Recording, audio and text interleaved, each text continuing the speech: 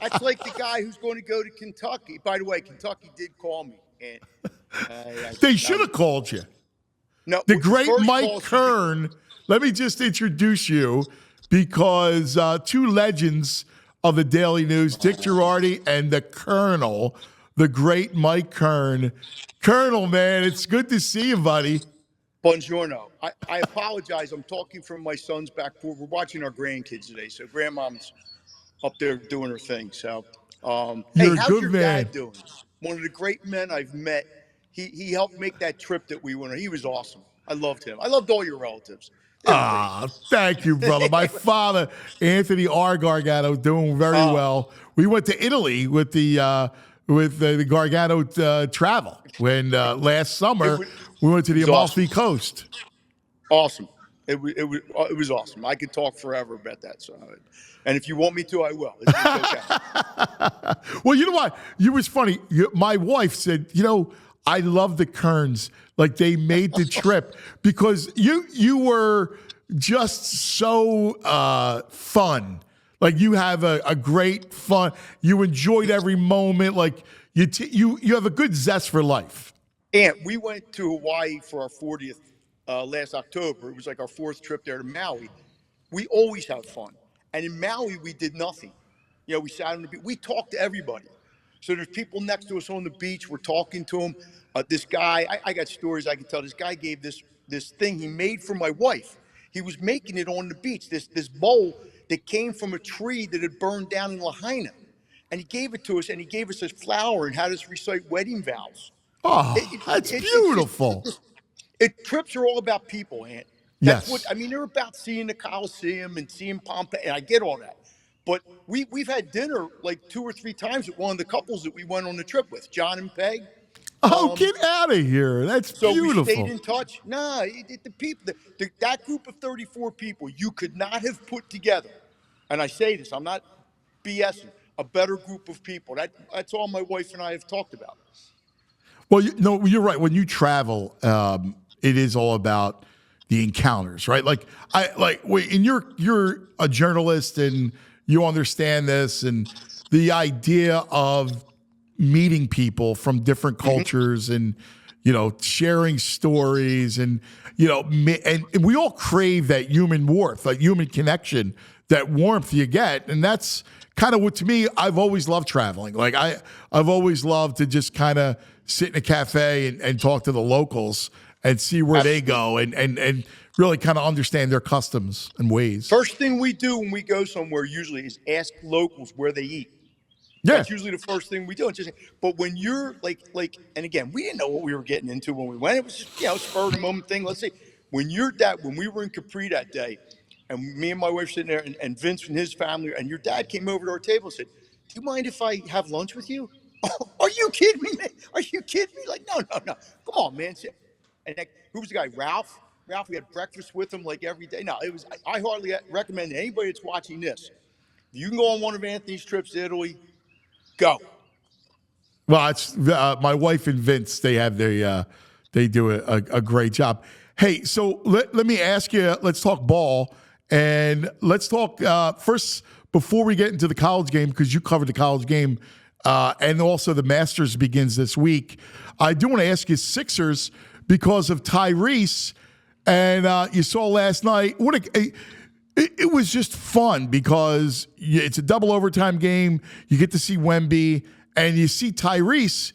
And the idea is he can handle that moment next to Embiid. Like, that's a big spot that we wanted to find out whether or not he could play the role of, co-star with Embiid. And again, last night, 52, he showed he's up to that. The two biggest things, look, the Sixers have become a national story, and I get it, and I just want to put the brakes on a little bit. It's wonderful. We see all the possibilities. The two best things the Sixers have going for them, in my opinion, are the East. The East ain't that good. Doc is 12-14 with the Bucks, and they might be the number. The Sixers would have been the 2 seed. I think we can all agree on that if Joe doesn't go down. But Joe always goes down. Joe has never led them to anything. He's been hurt. I get it. They had Simmons the one year, but he also had 9 turnovers in that game. they lost to the Hawks as the #1 seed. But okay, so we're starting to. I think and they got Nick Nurse, which I think is a big upgrade. And yeah, their team. I mean, Tobias didn't even play last night, and like Oubre's come out of nowhere to be a good player. So yeah, Yeah. do I think is there a team in the East that I think the Sixers couldn't get past? Probably not. They're probably going to be the 7 seed. I don't think they're going to catch the Pacers because the Pacers have the tiebreaker. They could, I guess. But they ain't getting past the Celtics. And I don't want to go off on this magic carpet ride. And if they get to the Eastern Conference Finals somehow for the second time in 40 years and lose to the Celtics, that's no disgrace. I'm like okay with that. But just so people kind of, sit here and say, okay, but there are the Celtics out there, and they haven't beaten the Celtics forever. But let's just take it one thing at a time. Take the playing game if that's what you're in. Beat the Heat at home. Get the 7 seed. You don't want to beat the 8 seed. Yeah. But what Totally. they've done the last 3 games, whatever it's been, yeah, it's fascinating. Joe amazes me.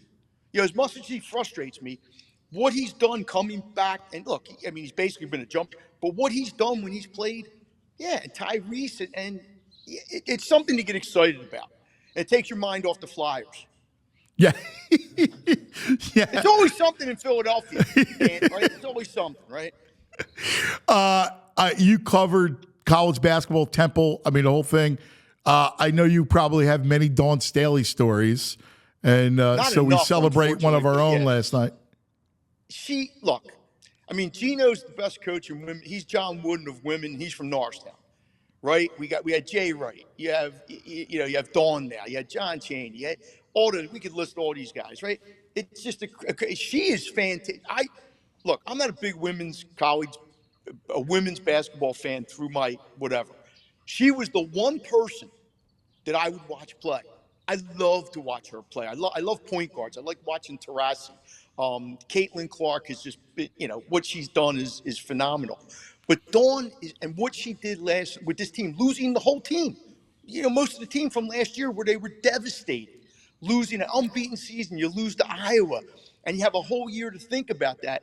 What she said about Caitlin Clark last night told me all I need to know about Dawn. And somebody texted me last night and reminded me that she had learned a little bit under John Chaney because she had been at Temple the same time John was for a few years. And I totally believe that. But I think Dawn had that in her before John Chaney. She might have learned some stuff and absorbed some stuff from Chaney. I have no doubt.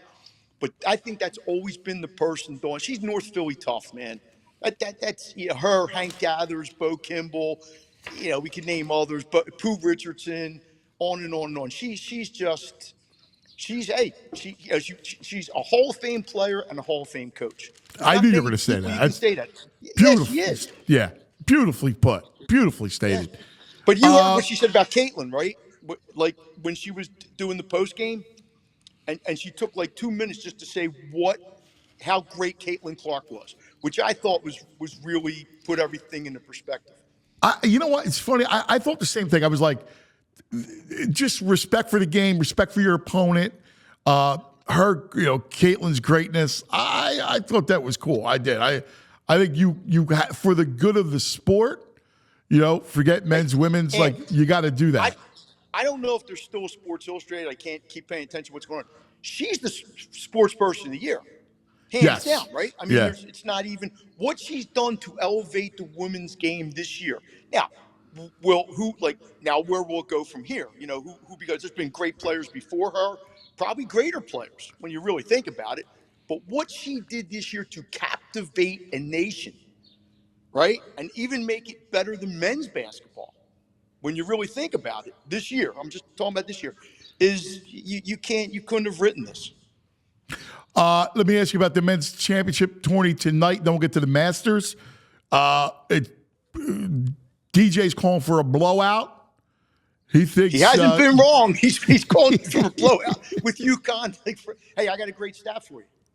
They have covered 11 straight games in the tournament, going back to last year. I saw that 11 one and other team did that. Villanova, 85-88. Was the team that went 11 straight. The team, Really? So, yes. I didn't know that. I read that somewhere, so I assume they're right. Think about that. Think about what I mean. Alabama. Dick said it perfectly. Alabama played a great game, and still lost by double digits. That kid in the middle. Oh my God, I don't know where he came from. But the thing that fascinates me about it's a little bit like South Carolina with the women. It's not one person. They've got like 8 or 9 people Yeah, that are yeah. almost They're kind of so deep. equals. Yep. And they And you just, the beauty of, they're so well coached with Hurley, oh but the yeah, beauty of it is they just beat you in multiple styles. they wear you down. Dick sent me this thing a couple weeks ago about the way they play offense. They wear you down by the way they play offense, the way they make you work at the other end. And look, Purdue's had a great season. They're trying to pull a Virginia, like losing the first round one year and then come back and win the title. But I think UConn's big man's better. I Uh, really do. yeah. Um, and I love Edie. I love what he's done. I love what he's meant to the college game because guys don't play 4 years like this. And there's probably a reason because he probably, if he was really, really, really up there, he would have come out a couple of years ago. But that's okay. He's here. He's doing his thing. I just don't see, and the line's going to get high tonight because that's people are just. How can you bet against UConn at this point? If you want to tell me you don't want to bet, bet on UConn, but how can I bet Purdue with a straight face and say, yeah, I really like it? No, It's just, I hear you, brother. I thought the same thing. I look at it and I think it's a mismatch. So let me ask you, because you are an amazing golf writer. Oh. It's your passion. Another Masters comes your way Thursday, and how do you look at it? What's the storyline in Augusta for us to watch coming up this week? Well, other than, I'm sure people are going to talk about the LIV stuff, and anyway, we can talk about it. But you're Scotty Scheffler is the best golfer on the planet right now. I don't know what John Rahm is because I haven't seen him And play. dominant. I mean, Scheffler, he'll come back. It's amazing what he. I love the major. I follow along a lot. I love the PGA, and I'm looking at Scheffler, and he's just otherworldly, and it's almost like he's under the radar because of the live golf. Well, he has no personality. I mean, let's face it, Scotty's not charisma, and that's okay. You don't have to be. Tiger wasn't always. I mean, Tiger was Tiger, but think about this. Scotty won 2 years ago at the Masters. Rahm's the defending champ, and not many people have defended. Scheffler last year couldn't putt it like me. Right? He just couldn't putt. It held him back. This year, he won 2 events and almost won the 2 weeks ago. He missed a putt on the last hole that would have put him in a playoff.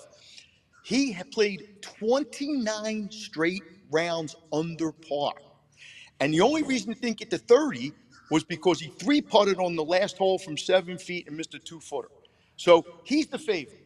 There's no doubt about that. Rahm, I think, is the second favorite. I think they have Rory listed as the second favorite. Rory has not won a major in 10 years, and he's never won this one. This is the only one he hasn't won. So I think there's a lot of pressure on him going there. And there's some other guys. I mean, obviously, Koepka, who's also an LIV guy. Xander Schauffele always seems to play well in majors, hasn't won one. And there's some other guys. But this whole thing with the LIV and the PGA. So let's say they decide there's a way to merge or get back together. Right. All the guys who took the money in the LIV going to give the money back? So if you're Scotty Scheffler and you say, but wait a minute, I didn't take the $200 million. It's a very and the Saudis got unlimited money. So I don't know how this ends. But it's got to end because, have you watched an LIV event? No, I have It's not. unwatchable. It's unwatchable. And the real issue is, I love the majors, and the PGA season is, I love it. It's I'm used to those courses. It's too dramatic of a change, and I'm a fringe guy, right? Like I'm, football, basketball, baseball, hockey, and then I get into golf, soccer, and like bigger events. So it's too much of a change for me to watch. I'll be locked in Masters all week. Well, the best guys, guys at the top of the food chain, will play in the majors. But what's going to happen with this world rankings points is eventually guys who are like kind of on the fringe might not play in majors. Rahm's going to play in majors. Koepka's going to play in majors. But like 2 weeks ago or 3 weeks ago, it was the Players' Championship. And people were lamenting the fact, we don't have all the best players here. Well, you join that league. You took the money. There's nothing wrong with that. I'm not begrudging those guys, but you can't. It's like if I left the NBA for the ABA and then said, yeah, but I want to play in the NBA on my days off.